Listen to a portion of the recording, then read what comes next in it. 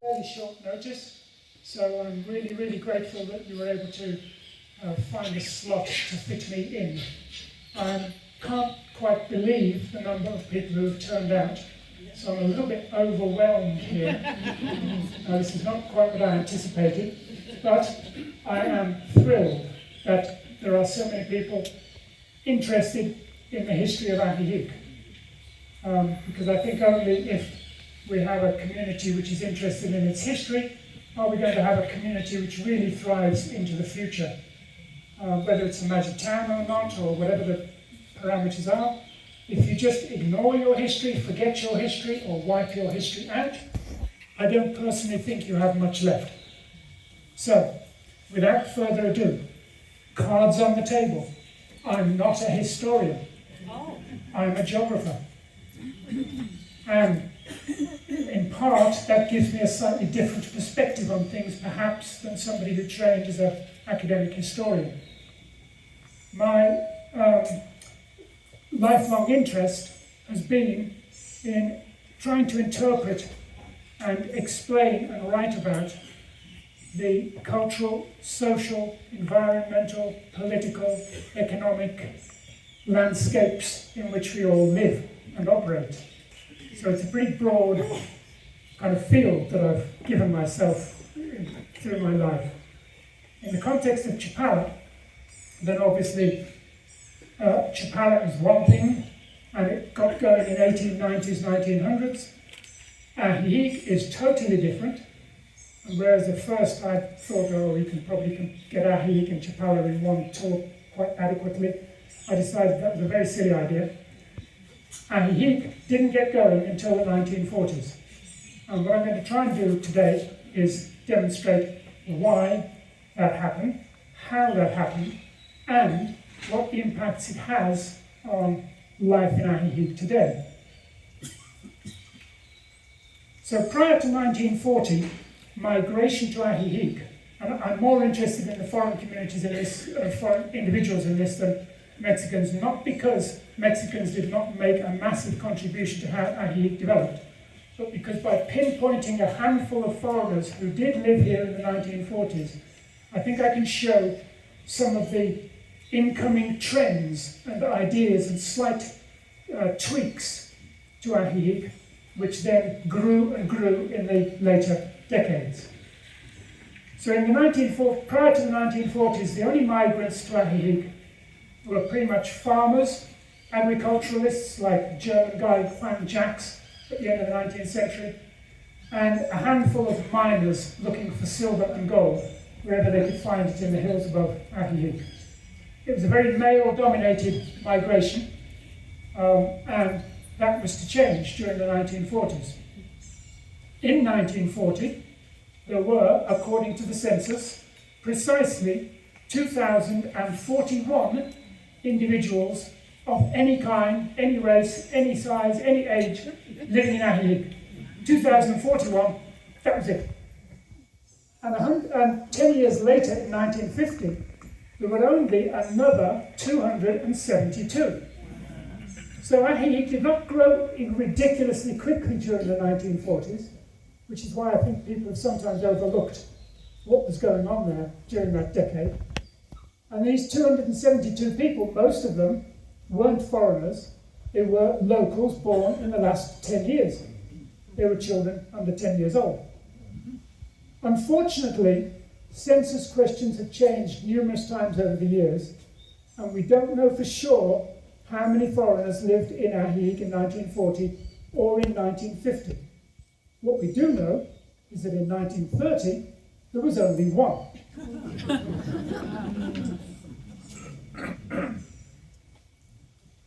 Now, who were the individuals who arrived?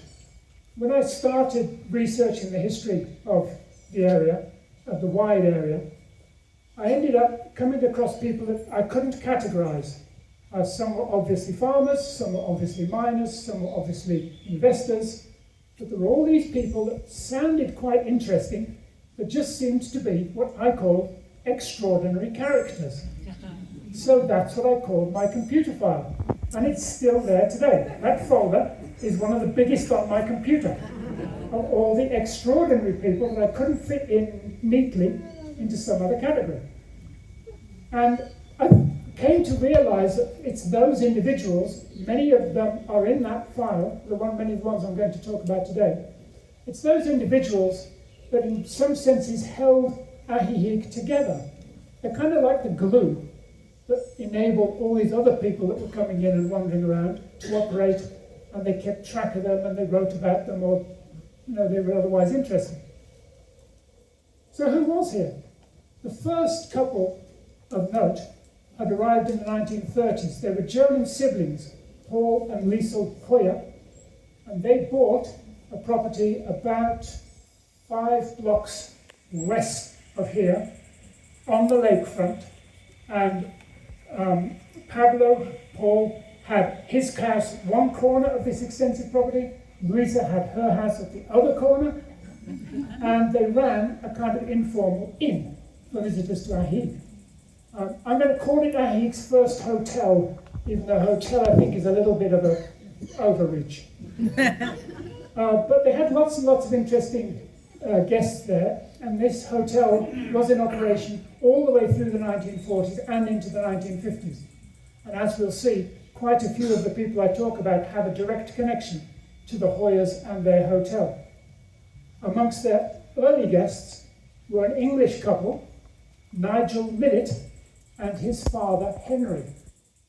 Now the story behind their move is less interesting to me than what happened after they arrived here. When they arrived here, they took a look around, and Nigel Millett, who had written some quite risque fiction in the UK in his earlier life, maybe that was why they were actually leaving the UK. I can't prove that, so don't quote me on that, but it's possible. He had the idea of starting another hotel. So he approached the owners of what everybody in the old Ajijic calls Posada Ajijic. That's the one where the restaurant is today, and it's got a bar on the lakeshore. The old Posada Ajijic. At the time, it was just a very, very informal place owned by Josefina and Casimiro Ramirez, a local Mexican couple of influence. Well, Nigel Millett and his father persuaded them to open it up as a hotel and let them run it and improve it and kind of take up Ajijic, just upmarket a little.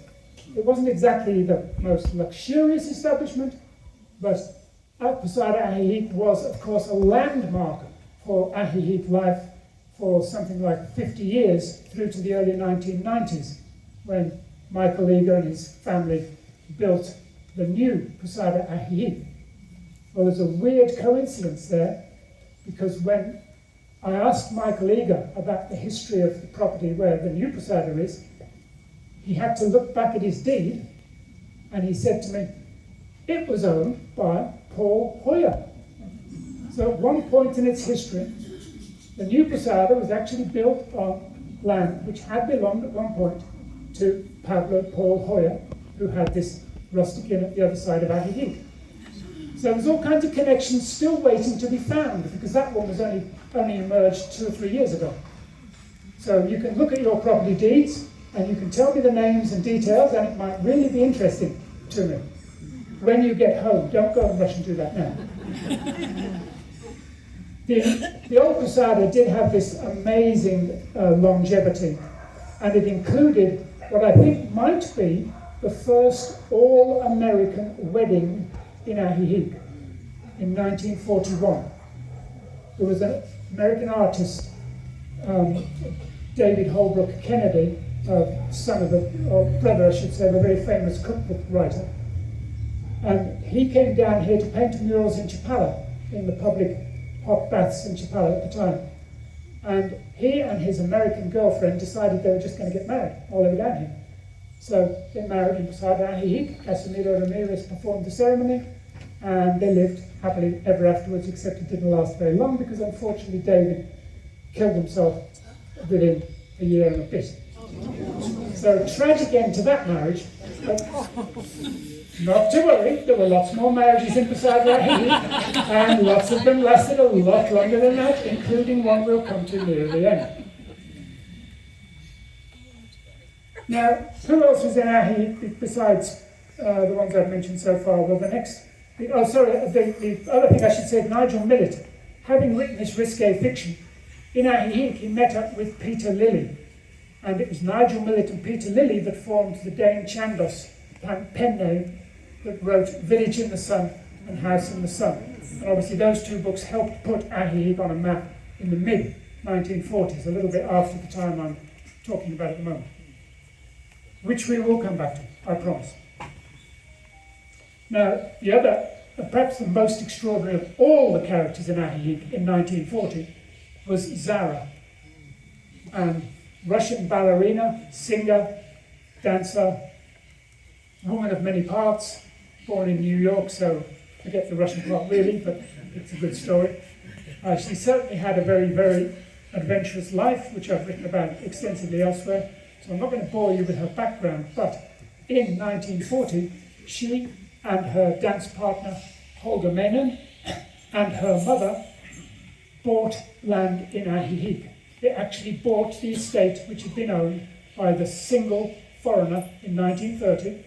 They bought the estate of Alex von Mauch, an Austrian cellist who had been swanning around North America. He'd been kind of essentially disenfranchised from his German baronetcy or whatever it's called, and he'd arrived in North America, and then he'd flitted between Mexico and the United States, giving concerts and so on. Ended up marrying a woman, kind of almost the male or the bride. They each thought the other one had money. Neither of them had money. Didn't end well, and I'm afraid Alex von Mauch also took his own life, and that's how the property eventually came up for sale. Zara bought this property in 1940, and she lived there then the remainder of her life. Unfortunately, both Holger and her mother died during the early 1940s, and so Zara was living there alone for several decades. Another recent arrival in 1940 was a British doctor, Dr. Bernard Lytton Bernard. And this unusual name, which essentially he'd given himself because he'd changed his name a couple of times by then. He arrived here with his lover, Muriel Robinson, shortly after they had married in Guadalajara in 1940. Now, he was really quite the character. He fought in the Olympics, he won a bronze medal, he made money by publishing books in the States on how to improve your diet, how to improve your sex life, how to improve your marriage, how to rescue this, how to rescue that. Before he was convicted for mail fraud for a booklet and a system which was designed to extend your height. The irony was, Bernard Lytton Bernard was barely 5 feet tall. So apparently it didn't work on himself.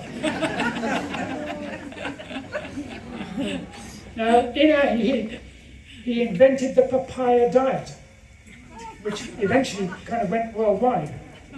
And he also gave lectures on vegetarianism. He actually gave visiting lectures in India on vegetarianism, believe it or not.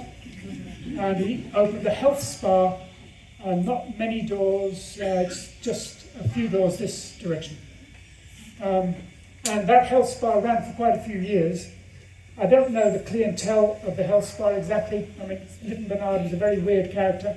But in 1960, outside our time period, he and his son opened the health spa in Guadalajara known as Rio Caliente, which was a very, very high-end international health spa stuck in the Primavera forest just west of Guadalajara, and was a noted international spa. It closed in 2011, so it's no longer, unfortunately, still in existence, but that was opened by them. Perhaps the most remarkable couple in Ajijic in 1940, they'd also just arrived, were Herbert Johnson and his wife Georgette. a British couple who had been living in France. They'd actually retired to France. So Herbert was something like 64 or 65 when he reached here. And they bought a property just to our south, including part of LCS grounds now. And they built the first modern rancher on the lakeshore. And it wasn't a huge house, but it was an impressive house for the time and completely different architectural style to the regular village homes. Johnson's background, as a teenager, he'd laid telephone cables or telegraph cables in the Amazon for years. And then he became a very boring electrical engineer in the UK for a number of years till he retired. In retirement, he clearly wanted to kind of live up the life and the high life, and he became the squire of Ajijic, in the best British traditions. He retained and in fact exaggerated, I think probably, his British links and associations and foibles. So he would blow a whistle to get his wife to come in from the garden, or she would ring the bell if she'd heard him, until he was 4 o'clock sharp, and feeding the fish was 4:15 sharp, and he had it all down pat. Very meticulous person. He built this nice house, and he also built, and this was more legendary, a fantastic garden. And this garden that he made and created from between the house and the lakeshore was so famous that it was literally a reason for people to visit Ajijic. Whether from Chapala or from Guadalajara, there are instances of people who went all that way purely to see his garden, with its lily ponds and its flowers and everything organised, very colourful, and a separate vegetable garden and a huge orchard to one side. You get the idea. In order to maintain all this, obviously they needed water. And my first surprise in looking at the Johnsons closely was when I found a document in which Georgette Johnson, the wife, applies for water rights. And I thought, why is Georgette applying for water rights? Surely the house was Herbert's. And normally it's the owner of the house has to apply for water rights. You can't just come up with another name or another person. It turns out that Georgette owned the house too. So, to my surprise, Herbert had actually put everything, because he was the man with the money, there's no question about that. He had put everything in his wife's name. Yeah, good, I agree. He was quite a lot older than his wife, and I think it's a smart decision. But it did cause me a certain degree of confusion for a little while I was trying to work out what was happening here. Particularly, as you'll see in a moment, when Herbert moved to San Antonio to Tlayacapan for a while. Now, one thing about the Johnson's house which was distinct to most of the village homes was not just its size, but that it was on the lakeshore. It actually fronted the beach. Because prior to that time, there were almost no buildings actually on the lakefront. Mexican homes in general, and Mexican life in the village in general, was at least a block back from the beach and the lake. For very, very sound, practical reasons. First of all, that is communal area, which everybody can use, this lakeshore. And you can dry your nets there, you can repair your nets there, you can go and bathe there because there's no indoor plumbing in most of these homes, so a bath means a swim in the lake, all of which is fine. And so this was a communal area, the lakeshore part. Also, you were at risk in the communal area of mosquitoes, and malarial mosquitoes in particular. And I don't care what anybody says about malaria at Lake Chapala. Malaria has been at Lake Chapala since a long, long time ago, as I know to my personal cost.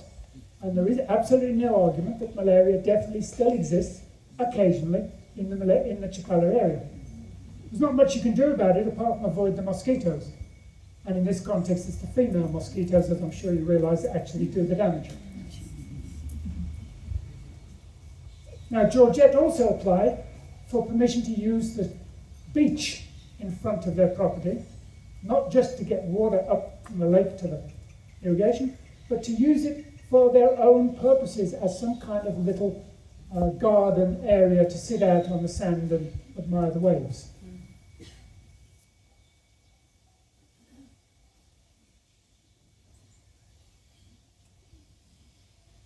Now, the thing about the Johnson's house was it marked the start of a trend which became obviously increasingly popular.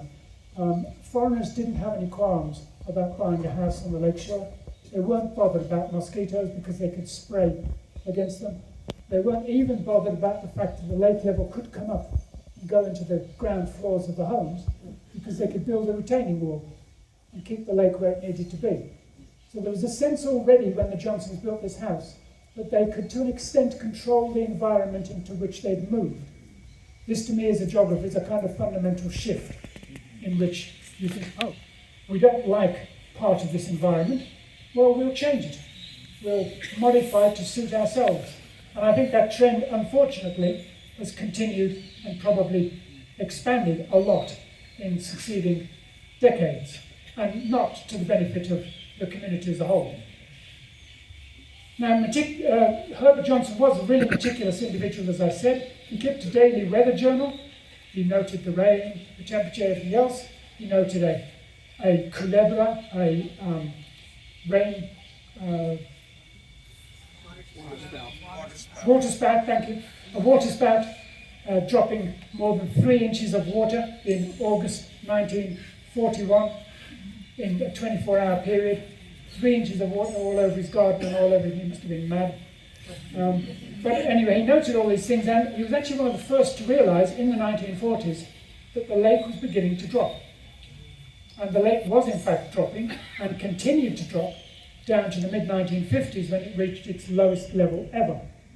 So Johnson was one of the very first people to recognise that this was happening through his entries in his weather log, which by an extraordinary coincidence I was actually given shortly before we left Ajijic in the 1990s. Now, the other thing that's interesting about it is the weather log is that it reveals he moved his weather station from Ajijic to San Antonio Tlaicaplan in September 1944, and then moved it back again exactly 2 years later. Now, this coincides with when the house, which is known as the house which is the subject of the book Village in the Sun, was being built. Paradoxically, Village in the Sun is about building a house, and House in the Sun is about an inn and running an inn. But Village in the Sun, running the house is in San Antonio Tlaicaplan, still exists, still occupied, very nice house, very nice grounds, but it was built between 1944 and 1946. And at that time, it was, widely thought that the book Village in the Sun was non-fiction, and therefore Nigel Millet and or Peter Lilly must have built the house, because they were Dane Chandos, and there was the house, and this book allegedly describes the building of the house. But there's a problem. The book was written and published only as the house was being started. The house can't have been very far along because the book was published in 1945, must have been written roughly 9 months before, best case scenario. So we're looking at the book which was being written in 1944, early 45, book published in 45, house is only just underway and isn't finished for another year. So how can they write a book about a house being finished each month and all the work and everything else for that house? It's not actually possible. So what happened? Well, my working hypothesis is that it was Nigel Millet, the writer, who was actually the prime author of the duo, Dane Chandos. That's the first part.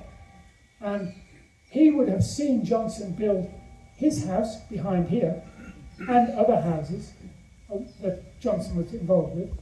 And so he would have seen the entire process from start to finish, well able to write about it and just transpose it to this is the house which is now in San Antonio Tlaicaplan, etc. So I think there's bits to be unravelled still there in the kind of mystery, but it's not as simple as we thought. Peter Lilly, for his part, has left very, very few traces indeed of his 20 or 30 years in Mexico. And he is actually the real mystery man in this. I wouldn't doubt that he financed the house. I don't doubt that he was here for a very long time, on and off, and obviously was a very great benefactor, especially to San Antonio Tlayacapan, and all kinds of things he did. But was he the author of the first book, Village in the Sun? Maybe he did some editing and light additions, but I think it's probably much more Millet than Lily. Dame Chandler's pen name went on into succeeding years, where Lily almost certainly played a much larger part. So that's the kind of Nigel Peter Lilly bit put to one side for a moment. After Herbert Johnson had built the house in San Antonio Tlayacapan, the papers of which incidentally were in the name of Georgette Johnson, then he came back to Ajijic, Rain Station moved back to Ajijic, and he helped Neil James build the house behind us, behind you. And that was Neil James's first permanent house, because prior to that she'd rented, and this house she owned, having, as I tried to explain in Foreign Footprints, pieced together different bits of property from different owners in a sequence which enabled her to have enough property for house, garden, and live a nice life. Now, one of the things that the Johnsons did, incidentally to living in Ajijic, in 1944, at Christmas time, they had what I think is probably the first art exhibit in Ajijic. Certainly the earliest one I could find any reference to. On the terrace of their house, overlooking the lake, they invited anybody they could find locally to bring along their books and their paintings and their drawings, and they also had embroidery done by women that Neil James was beginning to try to organise and look after. The designs for those early embroideries, and this is not really very widely known, but they were actually made by an up-and-coming young American artist, Sylvia Fine, who passed away last year at the age of 104. And Sylvia is now recognised as one of the greatest female surrealists of all time. Up there with Frida Kahlo, and up there with Leona Carrington. And Sylvia became a great friend of mine and a great supporter of what I was doing. And her loss is tremendous, but she was so instrumental, more than I can explain, in putting me on the right track to try to fit what I was doing about artists in with the historical context in which they were living. And she was so patient in showing me hundreds of photos of people from the time that were living in Ajijic. She lived here 3 years, and she was sharing a house with another young American artist, Charmin Schlossman, who also went on to kind of fine art career, more as a textile designer, and Ernesto Butterlin, who actually had a house just behind me here at one point. Ernesto Butterlin was a local Mexican-born artist, despite the surname. His 2 older brothers, however, were born in Germany. So it was a German-Mexican family, if you like, and he was much younger than the older brothers. Ernesto lived much of his life in Ajijic, and in the 1940s he was instrumental in Ajijic's development, because his art was the first Ajijic art to gain international renown. He had an exhibit helped by Charmin Schlossman in Washington, D.C., in a major gallery, a gallery which actually also showed, sorry, I'm just losing the name a second here, we'll be right back. Jackson Pollock. I'm just desperately trying to think of his first name, Jackson Pollock. The same gallery exhibited Jackson Pollock and all kinds of other major US artists over the years in Washington, D.C. And Ernesto Butterlin's work was recognized, liked. It went on a touring exhibit around the States, all over the place. It actually put Ajijic on the map. It was modern art, and one of Ernesto Butterlin's personal claims to fame was that his work had been seen by Pollock, and the techniques that Ernesto Butterlin was experimenting with here in Ajijic, using auto paint and splashing paint around on canvas and wide spreads of colour and all kinds of things were actually seen by Pollock even before Pollock developed and used some of those same techniques himself. So I can't prove that, but it's a good story. And friends that knew Ernesto Buttolin well and the US scene well were prepared to write that in their own books, as saying that yes, apparently Pollock had seen Buttolin's work, whether it really influenced him or not, and I'm not sure exactly which techniques we're talking about, because obviously there's lots of different techniques these artists were using. But that started the art scene. It continued a few years later because Ernesto Buttolin was then invited by a New York entrepreneur, Ira Jonas, to run the first summer art school in Ajijic. And this is an international art school. This was not for locals. This was nothing to do with artists in Mexico specifically. This was to get people from the United States and anywhere in the United States or Europe into Ajijic for a workshop. The first year they had about 8 or 9 artists. They worked out of Ernesto Buttolin's own house, and he was the lead instructor. They also had as a guest instructor Carlos Merida, the Guatemalan artist who's widely associated in Mexican art development. And the succeeding year was actually co-sponsored. So I'm very sorry, I apologize, my mind here just lost the name completely. Rufino Tamayo. The second year was sponsored by Rufino Tamayo, and they had other sponsorships as well, but the workshop ran for 3 years, 1947 to 1950, the end of the period we're talking about. And in 1950, it emerged that there were so many artists wanting to come to Ajijic for this summer program, which lasted about 4 to 6 weeks, that in fact they ran out of accommodation. There were no more rooms at the inn, the posada was full, the rented houses, they ran out of rented houses, the place was jammed, so they moved the workshop to Tasco, much bigger town, far more tourist facilities, and I'm afraid it didn't come back to Ajijic. But that was an important start, and it also led to the opening of the first art gallery in Ajijic in 1948, as far as I can work out. Otto Buttolin, Ernesto's oldest brother, an artist of note in his own right, but he based most of his life in Mexico City. He moved actually to Ajijic in the 1940s with his wife and daughter. And he financed or helped start the art gallery, which was up in the building which locals called Tejaban, which is now something like Casa Colon, at the top of Colon. It's actually the house where the big murder took place in 1896, but that's another story. You can't always have unhaunted houses.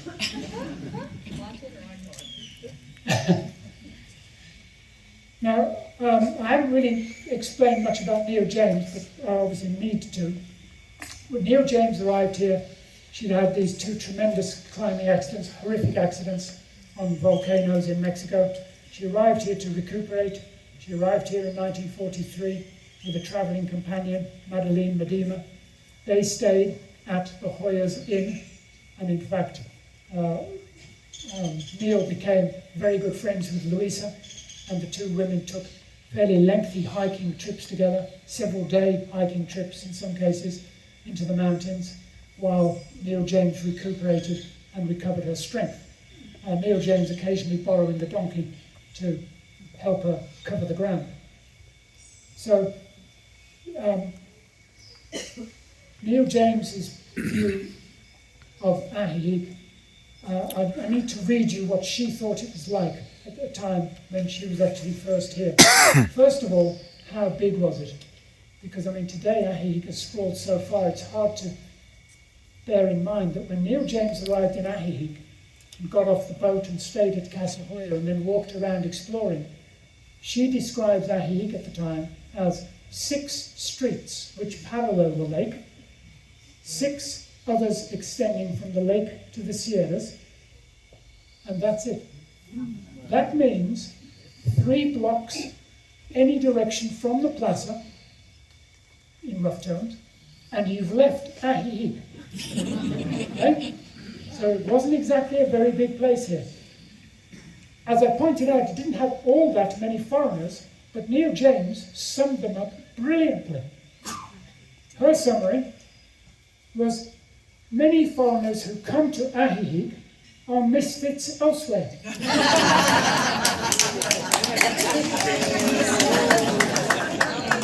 And there is a tendency, there is a tendency among them to lead unorthodox lives.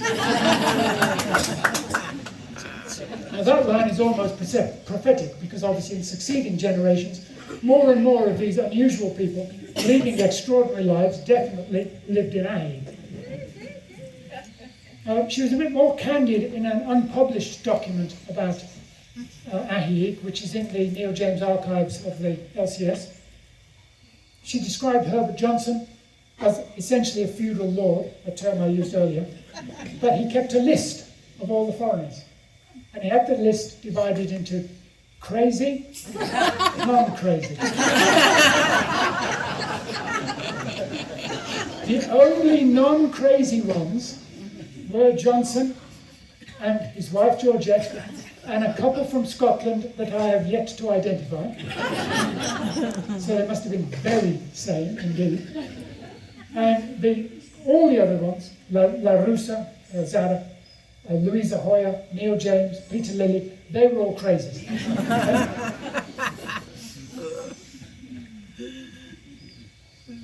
Now, it was also very different, not just in size, obviously, but in services. There was virtually no indoor plumbing. The Johnsons were amongst the first house to have indoor plumbing.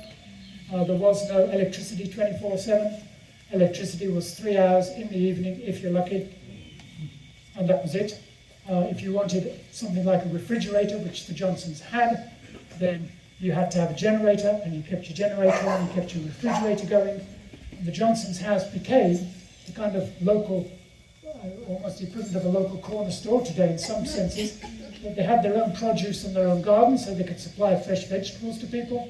They had their own refrigerator, and Sylvia Fine pointed out to me that that meant any medication could be kept in their refrigerator. That was essential. And so on and so on. They even had a gramophone, which they could get little musical parties going on. It wasn't quite the wind-up gramophone, but close to it. And they would insist on having a little soiree occasionally, 1 hour of music chosen by the Johnsons, classical music only, and a little interval at half-time where some kind of orange aid was served by Georgette to everybody, and then everybody expected to leave immediately the music ended. All very structured. Now, there must have been occasional cocktail parties elsewhere in Ajijic, because as a young German artist wrote several letters back home about her experience visiting a friend in Ajijic. And amongst other things, she said, well, when things get really too boring in the village, you can always just go out and find a cocktail party somewhere. If you can slosh through the mud, is the expression she used. And she was here in summer, and she said in another letter that the water was knee-deep outside her house, so she wasn't going out today. Now, I've covered quite a lot of ground here, but when Ernesto Bartolin was getting his art stuff going, the other person who arrived in Ajijic in 1947 and was absolutely instrumental to the village's future success was a woman called Helen Kirtland, who had left her husband in Mexico City and come with her 3 young children to Ajijic. And this was an extraordinary adventure in some senses. They were literally leaving a house within a few doors of people like Diego Rivera and the intelligentsia of Ajijic, a like Colonia Roma style move, and they were suddenly transplanted to Ajijic. The reason for Ajijic was because they had a friend, Louis C. Stevens, who had known Ajijic for a long time. He bought property in Ajijic, but he lived and was an industrialist in Mexico City. And he said, well, you can use my house in Ajijic. And she said, yes, that's good, I'll escape there with my kids. So they escaped to Ajijic. They arrive in a house, the house which for a long time here recently was called Mi Mexico, but which is now changed, the house on the corner of Colon and in Valencia. So that was their house, that was the family house of the Kirkland family. And the younger daughter, Katie, subsequently wrote a memoir based on her childhood, split between Mexico City and Ajijic. And that is a wonderful, wonderful read. And I'm biased because I helped her edit it and publish it. But the book is an absolutely extraordinary read. Katie's an award-winning poet in the States. She's now in her late 80s and lives in the site, so unfortunately it's become more difficult to communicate with her. But this book is available. I think there's 1 or 2 copies probably at the back. It's called According to Soledad, which is the pseudonym she gave herself. And there's a picture, it's not actually of Katie, of a little girl on the pier on the cover of the book. And it just tells charming stories of what Ajijic was like in the 1940s and 50s. It's fictionalized. Some names have definitely been disguised because some of the incidents probably better that the people can't be identified, honestly. In others, there's a little help at the back of some of the ones that can be identified because people like Otto Butterlin and Esther Butterlin, they all have parts in this. As do 2 English people who arrived slightly later. Right at the end of the 1950s, 2 Englishmen ride in with the idea to put Ajijic on the map, like on the international map for real. These 2 Englishmen have had a whole series of joint ventures, all kinds of unlikely things. When they arrive in Ajijic, they combine their names to form Peter Arnold S.A., like a limited company, and Peter Elstob and Arnold Eilerart, their real names. They just combined their first names. And Peter Arnold advertised widely from 1949 onwards, advertising Ajijic as the place. You wanted to get away from it all, and you didn't want to spend much money? Ajijic, definitely. And before long, they were running the Posada, essentially, and most of the people were staying there. They sent out booklets, detailed booklets up to 40 or 50 pages, with every price you could think of everything you could ever heard of, and so on and so on. And did people come? People certainly came. And they continued to put adverts in press north of the border, all across the United States and some in Europe, for several years. They eventually left in about 1952. It's a kind of slightly unusual story. Peter Elstob had remarried. He dumped his wife in that short period of time. An art student had come down on one of these courses. They'd fallen in love, they'd had a baby, they went back home on the Queen Mary, back to the UK, and so on. They all lived happily ever after. They all knew each other, and the wife was actually fine that she decided that it wasn't so serious, and they were friends. And their families, I think, are still in touch in the UK. But what I was going to say was this advertising thing really did put Ajijic on the map. And they left, according to the family version, because they recognised that the lake was on its way down, and that the allure of Ajijic as a lakeside resort wasn't going to be the same in the next few years. So they wanted out while they could get out. It was taken over, and the scheme was taken over then by various managers of the Posada Ajijic, so the kind of scheme to bring people in carried on. Adverts changed a bit, of course. And these Peter and Arnold, as I call them, they set off to break a round the world hot air balloon record. Nearly succeeded. Now, I'm not sure how long I've been going here or what more you want to hear. I'm sure I've missed some things out, but give me a moment just to say well, I haven't reached the conclusions. So before David, he's just making these signs here, so what is it about the 1940s that makes it so special and so, why does it matter today? First of all, it began Ajijic's spatial expansion. Prior to the 1940s, Ajijic was a tiny place. During the 1940s, it began to move to the lakefront. Extra houses then obviously expanded the town over the years. That's continued. Foreign ownership, it had only just begun in the 1940s. Foreign ownership has obviously expanded a lot since then. Many of the purchases which were made using a scheme called Presta Nombre, in which somebody used usually a Mexican name or another name to actually buy the property. They didn't want to use their own name. Neil James, for example, used other people's names to buy originally much of her property. This is a fairly common practice, but legally dubious, clearly, and also highly risky.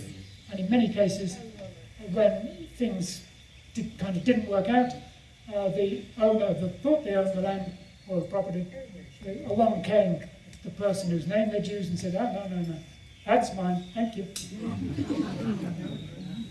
Those kinds of disputes, land and property disputes, have been common in Ajijic for at least 100 years, more than 100 years, absolutely for certain. And they continue today.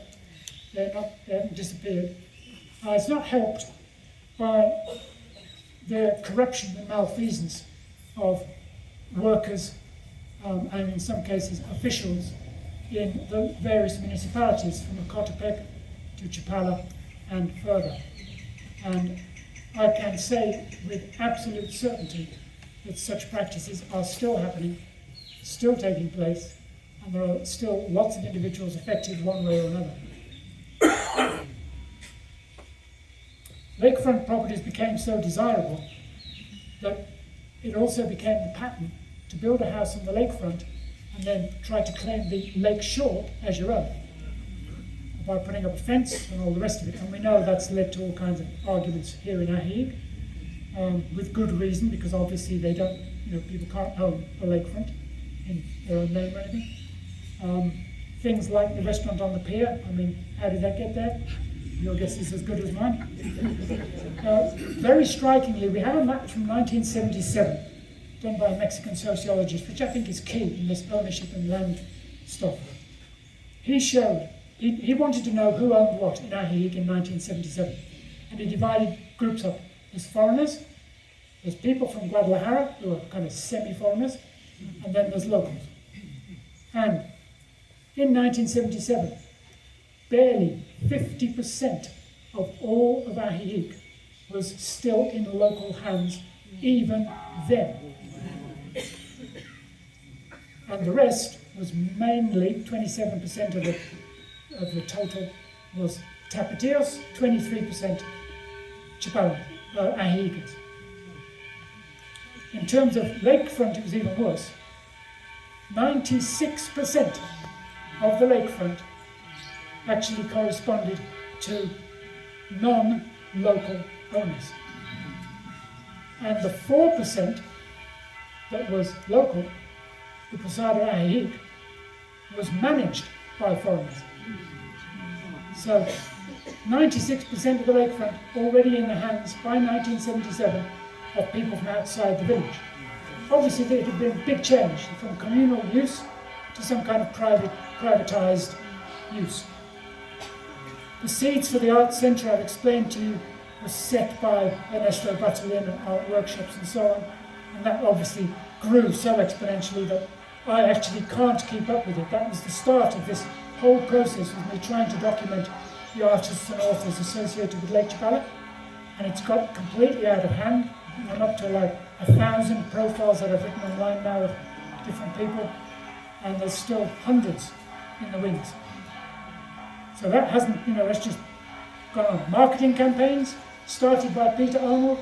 You only have to look at YouTube or WhatsApp to realise there's now so many people trying to market Ajijic for one reason or another, and it's gone completely berserk. With degrees of reality, shall we say, to put it politely. The number of outsiders moving in the 1940s didn't change employment patterns very much, but over the succeeding generations, employment patterns have changed totally. Neil James and Helen Kirkland both founded businesses and employed people. Neil James employed strictly women and girls. Helen Kirkland employed primarily men because they were handling large looms for her. And it's Helen Kirkland who founded the Telares Ajijic looms business. That's why she's important. That shift in employment wasn't anywhere dramatic, and in both cases they tried to train people and encourage people to set off on their own once they had the skill set to do so, and would help them.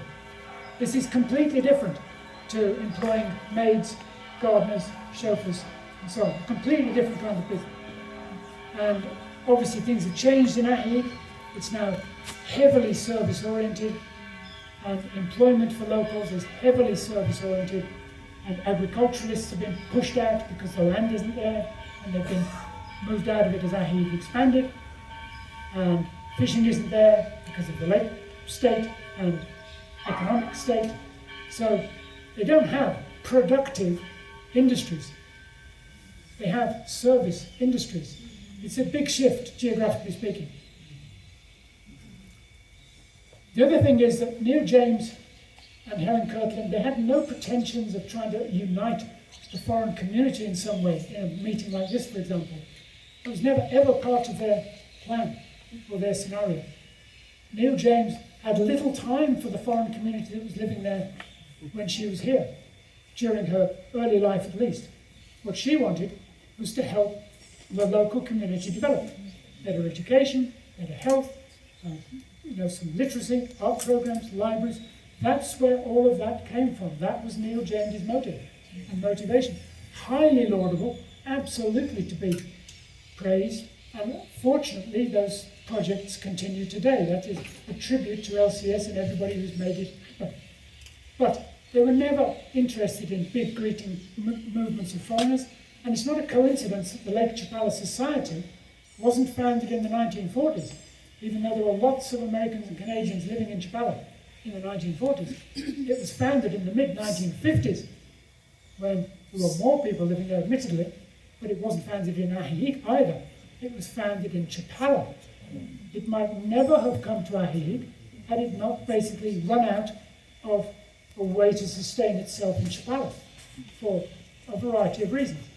It found a very good home in Ajijic, obviously, as today's proof, and it's done a fantastic job since in expanding the grounds and improving the ground and honouring the legacy of Neil James. But these early foreigners were far more interested in helping the local community than in any sense that they were somehow doing something for the foreign community or that really mattered. Even wrote letters to newspapers at one point saying, we've got enough foreigners in the village, we don't want any more incomers, we don't want this changed and modernised and stuff. We like it like it is. You're going to wreck the character. So, somewhat mixed. Since urban character has obviously changed. Since the 1940s, there are very few adobe houses left. House types have changed, the architectural styles have changed, street types have changed. I could go on, but I think I'd better stop because otherwise I'm about to get... So those were the trailblazers, and I would argue that is the formative period for Ajijic. Those 1940s people were the ones who set the scene, started the ball rolling, and the fact that we're all here today is testament to the fact that they had chosen really wisely where they moved. Thank you.